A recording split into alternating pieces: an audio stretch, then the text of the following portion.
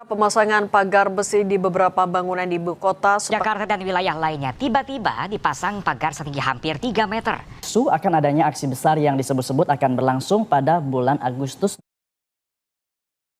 Isu pagar besi yang udah terlihat ya di beberapa kota besar di Indonesia, terutama di kota daerah Jawa ya, alias Jakarta, Bekasi, dan Surabaya, yang dimana ya, yang menjadi perbincangan hangat sampai detik ini. Terutama dari tujuan utamanya itu untuk apa?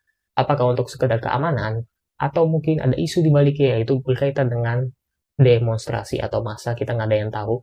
Di sini gue akan membedah kenapa alasannya, dan juga kenapa ini bisa terjadi, dan kenapa pagar ini itu bisa eksis dari awal, berdasarkan perspektif gue. Jadi untuk lebih lengkapnya, simak bahasannya.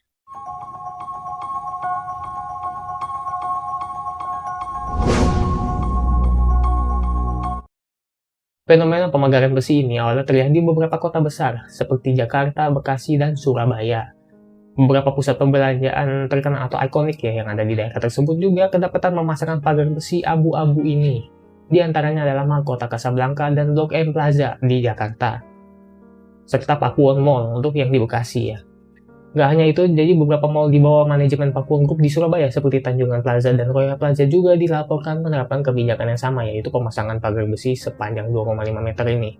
Yang dimana bagian atasnya tuh dirancang cukup runcing alias tajam ya, dengan konstruksi yang lumayan kokoh, yang dimana hal ini menimbulkan asumsi publik atau banyak perspektif publik terkait tujuan utama dari pemasangan pagar besi tersebut, yaitu dikaitkan dengan hal demonstrasi atau kerusuhan yang kemungkinan akan terjadi di bulan Agustus ini. Tentu aja asumsi publik ini juga pastinya bakalan ujung-ujungnya pasti ada pertentangannya.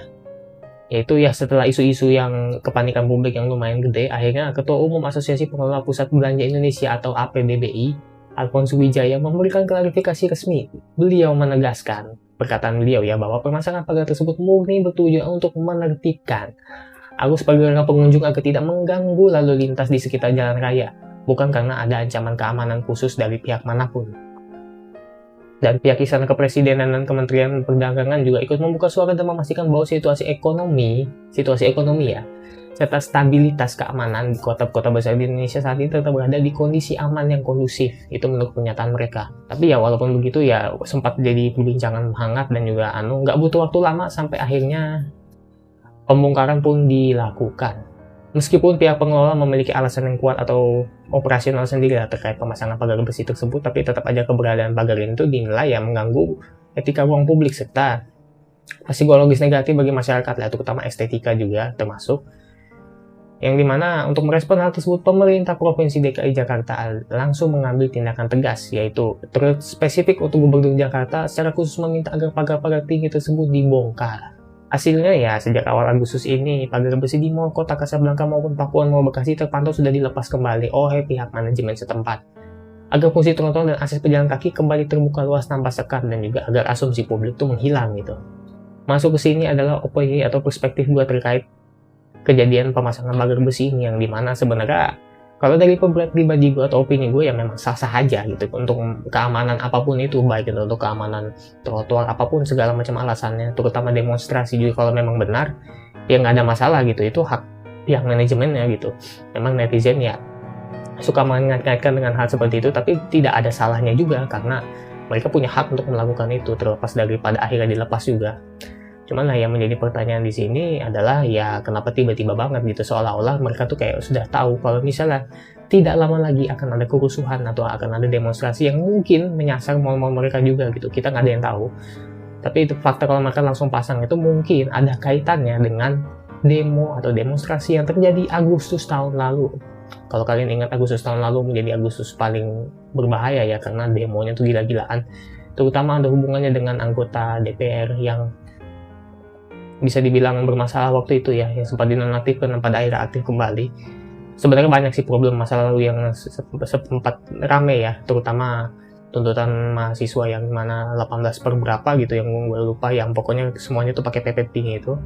Yang sampai sekarang juga nggak ada kebijakan yang ditetapkan dari perjanjian tersebut, ujung-ujungnya pada ngangong semua, beberapa juga nggak jelas gitu.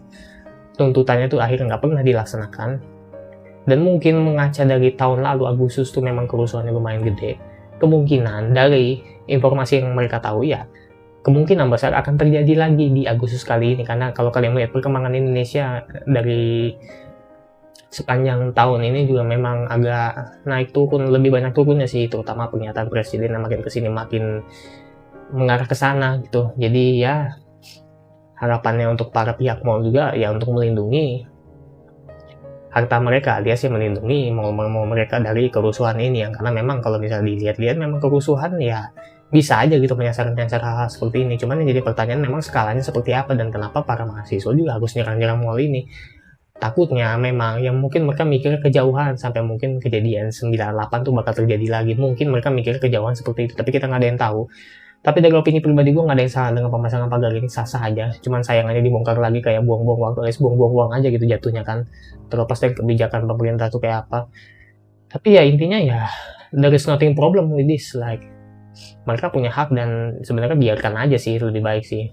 Karena kita nggak ada yang tahu juga kan, mengingat masyarakat kita juga walaupun ada beberapa yang memang menuntut keadilan secara jujur, tapi ada juga yang memanfaatkan keadaan yang ujung-ujungnya nyolong, ngerusakin apa segala macam itu pasti ada.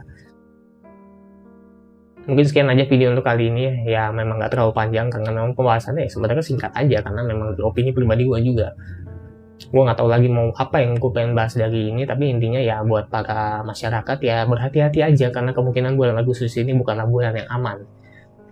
Mengaca dari tahun lalu ya, dan mengaca juga dari permasalahan ekonomi dan segala macam yang terjadi di Indonesia yang sebenarnya tuh nggak stabil gitu, walaupun dibilang stabil sama pihak kepresidenan atau istana kepresidenan apa-apa, tapi memang sebenarnya nggak stabil gitu. Buktinya rupiah tuh masih 18.000 gitu, belum menguat sama sekali gitu. Memang stabil dan rata nggak naik lagi, cuman tetap aja itu merupakan minus terbesar karena pada nyatanya banyak kan bahan-bahan pokok yang pada naik. Jadi udah sekian dari gue untuk pembahasan kali ini, sampai jumpa di pembahasan lainnya ya. Semoga ya kalau misalnya gue sempat, gue akan bahas beberapa masalah lainnya yang mungkin terjadi di Indonesia atau mungkin yang akan terjadi di Indonesia. Gue Mikael pamit undur diri, sampai jumpa di video selanjutnya. Bye bye.